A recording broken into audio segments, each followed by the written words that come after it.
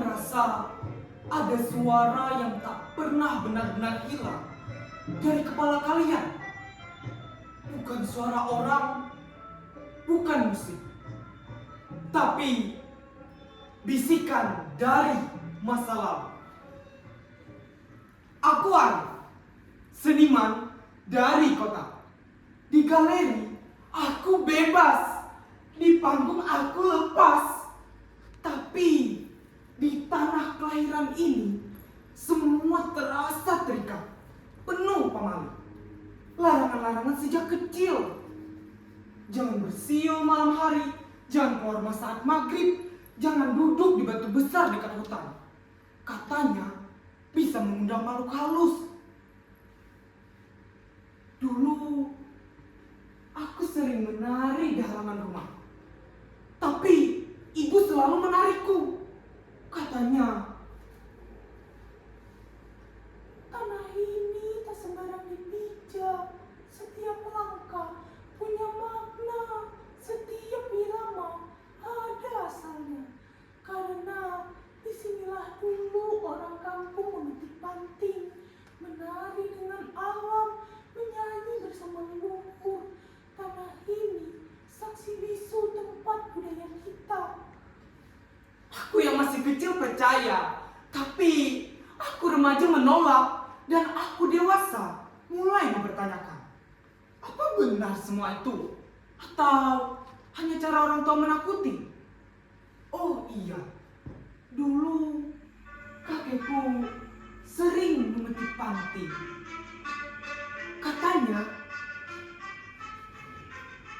musik ini bukan sekedar hiburan, Rif. Ini doa, ini penjaga, ini suara dari tanah kita. Tapi aku tumbuh jadi anak yang ingin bebas. Aku belajar seni ke kota, buat pertunjukan tentang cinta, perang, krisis. Tapi tidak pernah sekalipun tentang kampungku sendiri.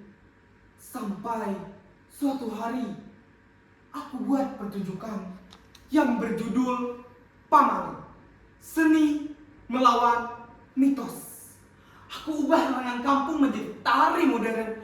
Ada adegan menari di atas batu keramat, simbol darah, bersiul saat maghrib. Semuanya mengguncang tabu. Penonton kota semuanya bertepuk tangan. Tapi malam itu, saat aku sendiri, tubuhku dingin. Suara-suara itu muncul.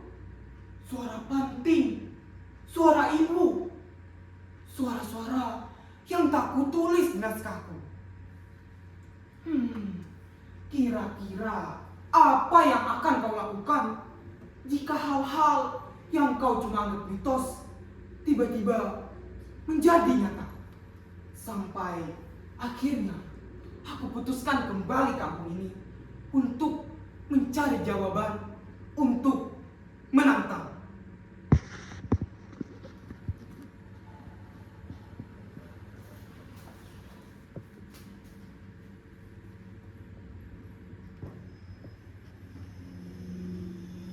Hari ini aku pulang, dan rumah kami sepi, tua,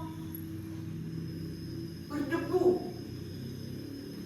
Tapi batu besar itu masih di sana. Aku teringat. Jangan duduk di situ ya nak, itu tempat mereka pamali. Dan malam ini aku akan melanggar, menentang salah satu pamali itu. Biar mereka tahu, biar aku tahu, apakah seni bisa berdiri di atas pemberontakan total, atau ia butuh akar.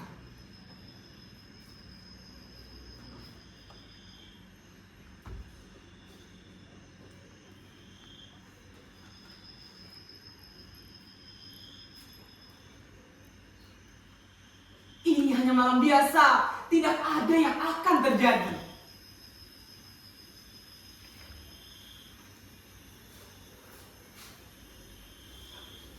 Ini dia batu yang katanya keramat, tempat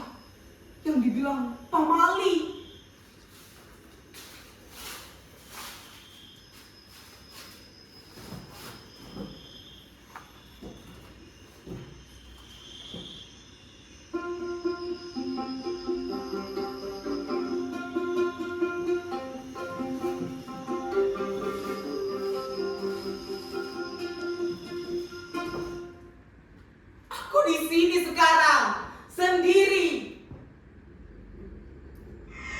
Hei! Kalau memang ada yang menghuni tempat ini, tunjukkan dirimu. Apakah hanya bisa bersembunyi di balik cerita lama? Aku tak datang untuk menghina, tapi aku ingin tahu apa yang begitu kalian jaga hingga kami tidak boleh mendekat. Langkah. Itu langkah. Tapi tak ada orang. Apa itu? Ketakutan sendiri. Tidak. Bukan. Cuma perasaan. Hei, mengapa kau duduk di sini? Mengapa kau kembali? Setelah kau permainkan suara kami di atas panggung tanpa hormat, mengapa kau langgar titah yang diwariskan? Siapa? Siapa kalian? Aku hanya ingin paham. Seni bagiku adalah kebebasan. Kau lupa bahwa seni adalah warisan, bukan untuk dihina. Pemali itu bukan menunggu, itu bingkai. Lalu bagaimana bisa jadi seniman yang bebas kalau semua harus tunduk pada aturan lama?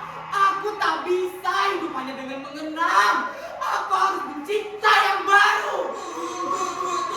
Kau duduk di rumah kami, kau menertawakan, menentang pesan para leluhur. Maka malam ini kau akan mendengar.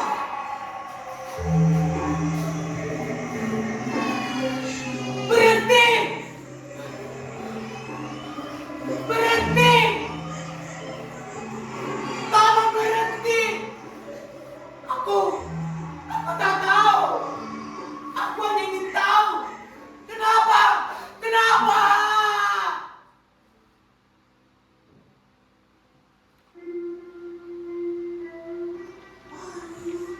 Bukan soal baru atau lama, tapi soal jiwa. Jika kau buang akalmu, karyamu akan kosong. Kau hanya mengejar-ngejar kota, kau akan kehilangan suaramu sendiri. Ibu, maaf. Kau kira aku sedang mencipta, tapi ternyata aku menghapus. Kini aku tahu seni bukan soal tampil megah, tapi soal menyuarakan yang dalam, yang mengakar, yang bergetar dari tanah tempat kita berpijak. Aku sudah buka pintu yang seharusnya tertutup. Aku ganggu yang seharusnya tak kusentuh.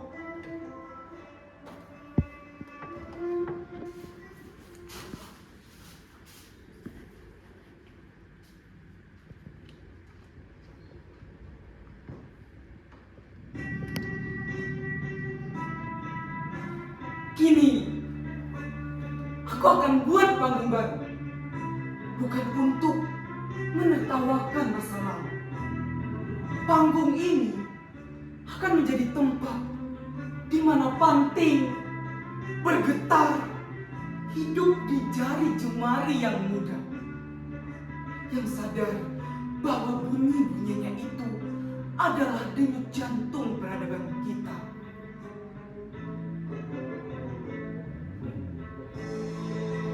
Aku mendengar suara itu sekarang. Deting Panting yang dulu dibawakan kakek. Nada-nada yang tak ku tahu artinya dulu. Tapi sekarang ku pahami bahwa setiap petikan adalah doa. Setiap getaran adalah pengingat. Pamali, ya, kata itu dulu terdengar seperti ancaman. Tapi sekarang aku melihat pamali sebagai pertunjukan tak tertulis, seni tertua yang diwariskan lewat larangan. Dan pamali adalah cara nenek moyang kita menyampaikan batas itu. Lewat panting, lewat tari, lewat syair dan mitos. Pamali bukan larangan kosong, tapi struktur koreografi kehidupan. Dan Pamali kini tak lagi kutolak, tak lagi kutertawakan. Karena justru dari Pamali aku belajar bagaimana seni bisa menjaga. Maka biarkan panggung ini menjadi bukti bahwa seni adalah inspirasi negeri yang lahir bukan dari penolakan, tapi dari penghormatan.